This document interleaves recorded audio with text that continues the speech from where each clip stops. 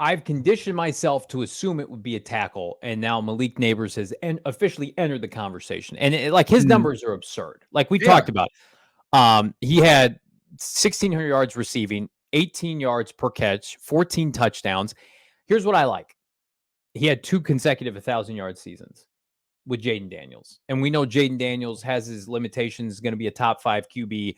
But, I think we'd all agree Kyler Murray better throw the football than Jaden Daniels. And I get it.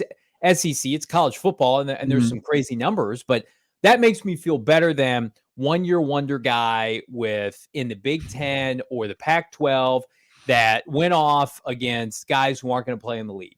We know the defensive back play in the SEC is elite.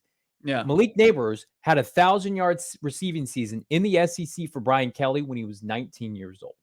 That's insane. Yeah. 20 years old this year. He had 1,600 yards and I know Marvin Harrison Jr. is the best prospect, but he had more yards than Marvin, I believe, this year. So that's not the end all. Malik Nabers didn't have a Hall of Fame dad. Malik Nabers isn't 6'3". That's I think those are the 2 strikes against Malik Nabers that you almost can't hold against him. He didn't come from this Hall of Fame pedigree. He's emerged. Right. He has emerged, and he's done it, kind of a self-made guy. And that's not to take away anything from Marvin Harrison Jr., but the problem with Marvin Harrison Jr. is, realistically, you do have 3 teams standing between you and Marvin Harrison Jr., but then you're staring down, 4th overall, and then you're also staring down, is Malik Nabers the next best wide receiver in this draft? Because, we go back and forth on Twitter and we have these conversations, somebody pointed out a chart from Theo Ash, kind of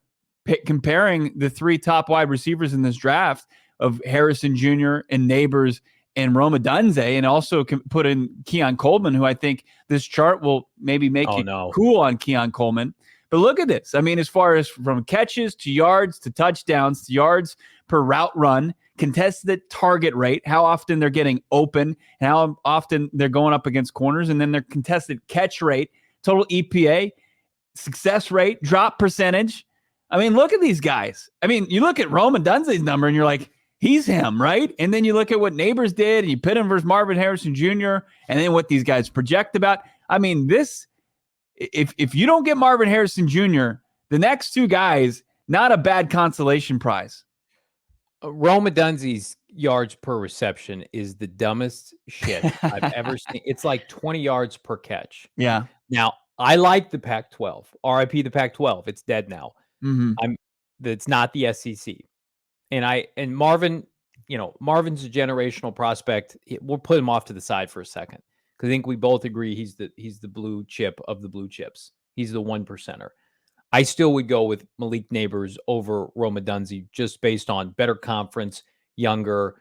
They both had, though, top quarterbacks, Michael Penix Jr. and Jaden Daniels. So I think either would be a fit for the Cardinals. But then you have to consider also, and you touched on it, I've heard from people close to the team, they know they need a tackle now. Not desperately, but more than they thought initially, because they were prepared, and I have this pretty well sourced to run it back with DJ Humphries next year. They were going to let this draft play to their advantage, and maybe there'd been a market for DJ after the draft, but DJ Humphries was going to be on this team, and now he's not on this team. And I think I saw something, maybe I retweeted, I can't remember who it was from, but the tackle depth is significant, whereas the tackle depth in the top 10 is of quality, but maybe the drop-off isn't as steep as we think. Whereas the receivers, to your point, when you show Keon Coleman, he's not in the same class as those other guys. Right. I need this team to find the left tackle of the future or right tackle. It does feel like exiting the top 10 without securing one of these 3 receivers might be a mistake.